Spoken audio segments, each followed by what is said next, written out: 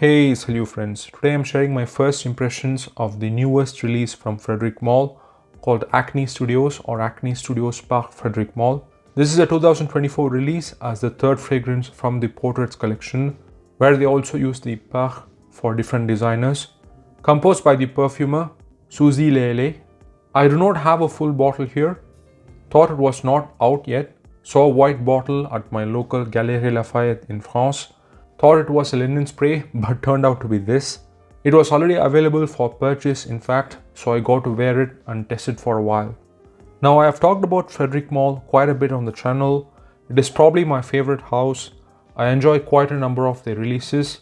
I also respect his approach to perfume, taking inspiration from French classics, putting a modern twist on them, working closely with perfumers, crediting them on the bottle and such.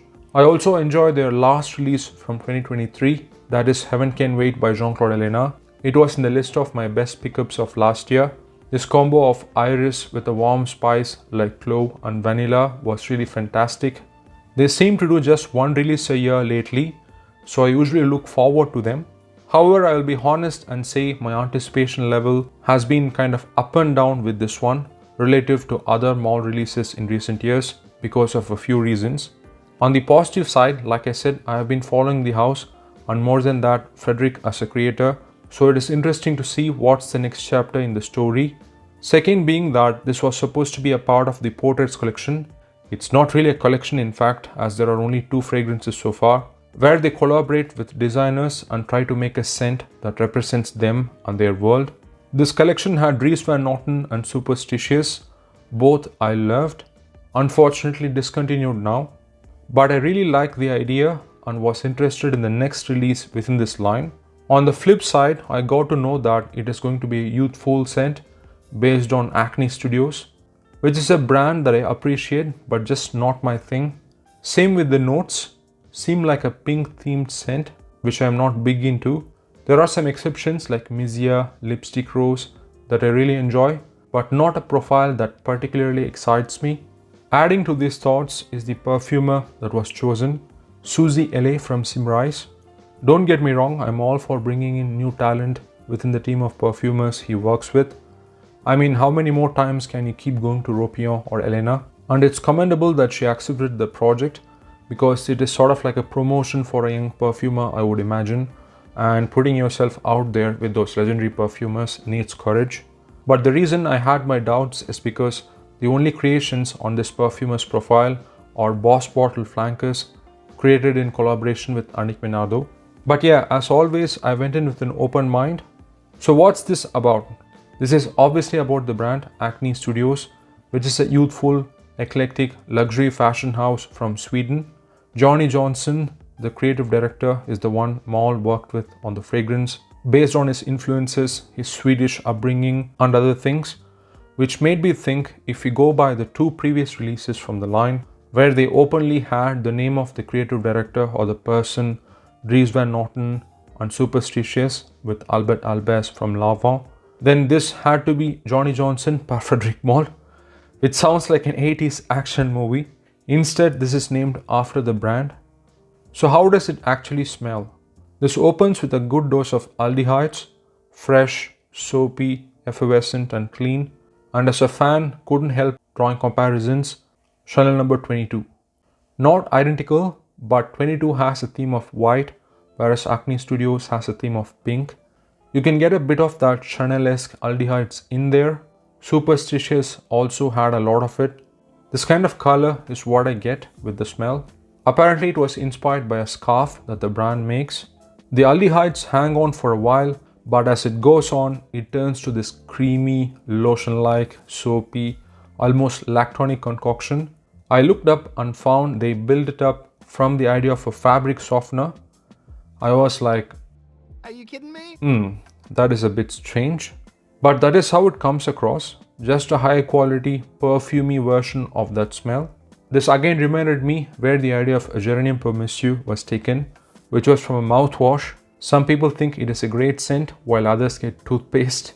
So just like that, Acne Studios rides this thin line, and depending on your perception, you may find it beautiful or it may smell literally like fabric softener. I myself am leaning to the like side. Because of other nuances it has along with the fabric softener Accord. It has this cool, relaxing, bubbly, fluffy vibe about it. This is complemented by the floral qualities brought up by the rose, violet and orange blossom.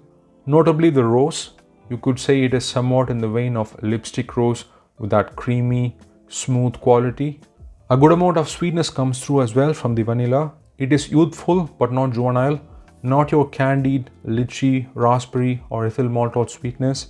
If you look at the notes, they would fit right in with the classic aldehydic floral from the 30s or 40s. In contrast to that, this one smells really modern and a bit futuristic, almost like you're taking out fresh laundry in your apartment made of glass with a pink hue. This apparently is the theme of this clothing brand, so it seems like they have captured that brief. I'm also getting a wisp of frankincense in the background. Very light, gives the scent the much needed briskness and keeps it from becoming a boring pink Play-Doh like smell. Again connecting it with number 22. Some lactone molecules are present here, that is for sure. I'm also getting hints of jasmine, tuberose to round off the rose and orange blossom. Some fruity overtones are present as well. Here they list peach and that seems about right. Thankfully they have not overdone the pink theme by adding red berries and such. The aldehydes continue to be present in the dry down. In the late dry down, it is mostly clean white musks. It stays creamy till the end, not overly powdery, just a touch. The cool laundry aldehydic scent profile becomes more warm in the dry down because of those musks. Sandalwood also seems to help with prolonging that quality. It is fresh, airy and does not weigh you down. Still seems to diffuse well and last a decent amount of time. So yeah, overall a creamy, fresh, rosy, floral aldehydic musk scent. Just a fun, relaxing smell. As for Malle, it seems like revisiting his lipstick rose days just to do a casual, youthful fragrance. And they have been transparent about it. He is the one who called Johnny, so I guess it is an attempt to do a release that would appeal to young women, at least in the traditional sense. But as you sit with it, you realize that it is also Malle's usual approach of taking notes associated with classic scent profiles and putting a modern twist on it. So you get those vintage, Chanel-esque kind of makeup-y, pastel-y clues that I like, plus giving that neoclassical gender bender character to it. Overall, I am leaning toward the like side for the moment. It is similar to what I felt about Chanel's Comet here recently. Would smell pleasant on a woman, that's for sure. Will it turn to a firm like and be one of those exceptional pink themed scents like lipstick rose that I would wear myself? That time will tell. It comes across well made and pleasant for sure, but is it a scent that is entirely original and exciting right away? Not really. It is also not cheap. It is priced at €340 for 100 ml, which puts it in the higher bracket of Malle releases with the likes of Carnal Flower and Portrait of a Lady. I would never pay that. I am interested and will continue to revisit it in the coming days for a comprehensive review. For now, thanks for watching. Hope you enjoyed it. Take care and ciao.